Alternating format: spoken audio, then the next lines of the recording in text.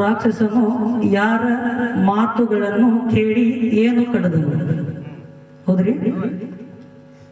ಅದಕ್ಕೆ ರಾಕ್ಷಸನು ಸಣ್ಮುಖನ ವೀರಾವೇಶದ ಮಾತುಗಳನ್ನು ಕೇಳಿ ಕಡಕಡನೆ ಹಲ್ಲನ್ನು ಕಡಿದನು. ಈಗ ಬರ್ಕೋರಿ ಗುರುಗಳ ಆಮ್ಯಾಗ ನಾವು ತೋರಿಸ್ತೇವೆ. ರಾಕ್ಷಸನು ಷಣ್ಮುಖನ ವೀರಾವೇಶದ ಮಾತುಗಳನ್ನು ಕೇಳಿ ಕಡಕಡನೆ ಹಲ್ಲು ಕಡಿದನು. ಕರೆಕ್ಟ್ ಐತ್ರಿ ಗುರುಗಳ? ಇಲ್ಲ ಆಯ್ತು.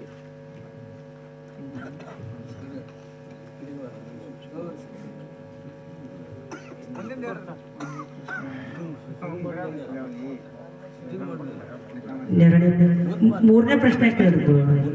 ಮೂರನೇ ಪ್ರಶ್ನೆ ಹಾಕಿದ್ ನೋಡ್ರಿ.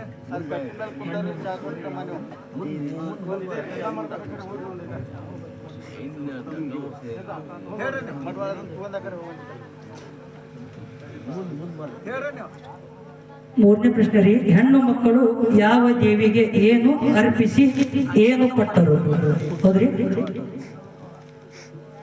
ಹೆಣ್ಣು ಮಕ್ಕಳು ಮಹಾಲಸ ದೇವಿಗೆ ಅರಿಶಿಣ ಕುಂಕುಮ ಹೂಗಳ ಮಾಲೆ, ಕಣ್ಣಿಗೆ ಹಚ್ಚುವ ಕಾಡಿಗೆ ಮುಂತಾದವುಗಳನ್ನು ಅರ್ಪಿಸಿ ಸಂತೋಷ ಪಟ್ಟರು. ಇನ್ನೊಂದ್ರಿ ಐದನೇ ಪ್ರಶ್ನೆಗಳು.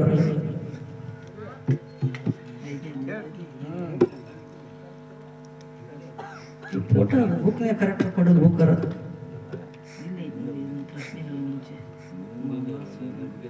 ಮಲ್ಲಾಸೂರನ ಮಕ್ಕಳೆಷ್ಟು?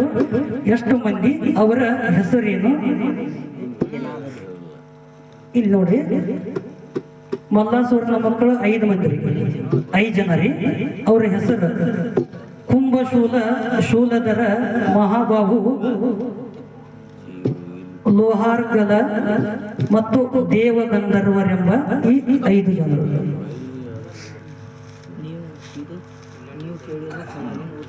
ಇವು ನೀವು ಕೇಳಿದ ಸವಾಲಿನ ಉತ್ತರ. ಇವು ನನಗೆ ಮೂರಾಗ ಗೊತ್ತದವ್ರಿ, 3 ಹೇಳಿ.